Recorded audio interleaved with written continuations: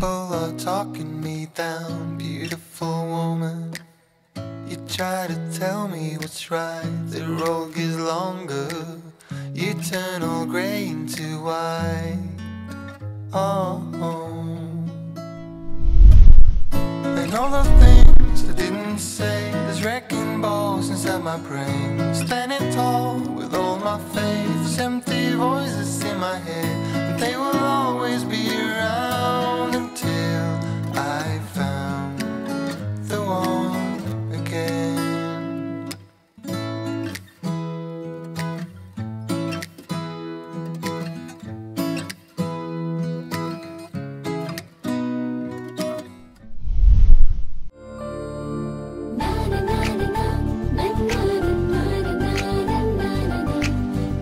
ప్రసాద్, లెక్సీ కాఫీ తాగు. Good morning. Good morning. Swathi, tiffin ఏం చేస్తున్నావు స్వాతి? ఏ, నీ చేతులు కాళ్ళు పడిపోయాయా?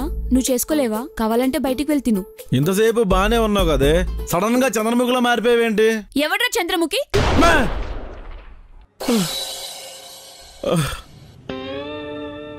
ఏంటి ఇదంతా కళ? 10 వరకు పందిలా పడుకుంది, మొగుడు కాఫీ ఇద్దామని లేదు. అంతేలే, పట్నం అమ్మాయిల దగ్గర పాతివ్రత్యం ఎత్తుక్కోవడం నాది తప్పు. స్వాతి, ఏంటి ఇది మెలకుగానే ఉందా? కాఫీ నాకు కూడా తీసుకురా. పడుకున్న గాడిదని లేపు తన్నించుకోవడం అంటే ఇదే.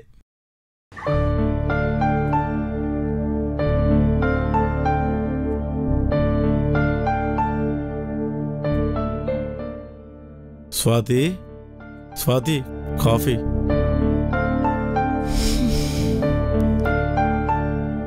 Thank you. టిఫిన్ పరిస్థితి ఏంటి?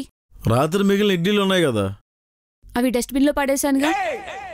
వాటినే తీసి శుభ్రంగా కడిగి తాలింపేసి ఇడ్లీలు బాగా పిసికేసి అందులో వేస్తే చక్కటి ఉప్మా తయారవుతుంది. కంపు కొడుతుంది ప్రసాద్. 5 నిమిషాలు ముక్కు మూసుకుంటే సరే, శుభ్రంగా కడుపు నిండిపోతుంది. నాకు దోశ కావాలి, బయటికి వెళ్ళి తీసుకురావా? బయట దోశలు తినకూడదు స్వాతి. ఎందుకు? వాడు పిండిని రుబ్బులో కలుపుతున్నప్పుడే మోచేతి వరకు ముంచి ఓ తిప్పుతాడు. ఇక్కడ దాకా ఉన్న చెమటంతా అందులోనే పడుతుంది. కలిపిన వాడు తిన్నగా ఉంటాడా అంటే అందులోనే దగ్గుతాడు. పబ్లిక్ టాయిలెట్ క్లీన్ చేసిన చీపురుతోనే తన మీద దూతాడు. గిన్నెలో రుబ్బు తీసుకుని అమరశిల్పి జక్కనలాగా వృత్తాకారాలు గీస్తుంటాడు. ఇంకా అక్కడ మొదలవుద్ది. కారం దోశ, మసాలా దోశ, ఉప్మా దోశ, రవ దోశ, పన్నీర్ దోశ, పేపర్ దోశ, ఆడి పిండా కూడా దోశని భిక్ష ఎత్తుకునే వాళ్ళ ప్లేట్లు పట్టుకుని వాడి చుట్టూ నిలబడతారు. వాడు దక్షిణామూర్తి. మరి శుచి శుభ్రం లేని దోశలు తింటే రోగాలు రుష్టులు వస్తాయి స్వాతి. పొరపాటున బయటికి వెళ్ళి దోశ తీసుకురమ్మన్నాను చూడు, నాది తప్పు.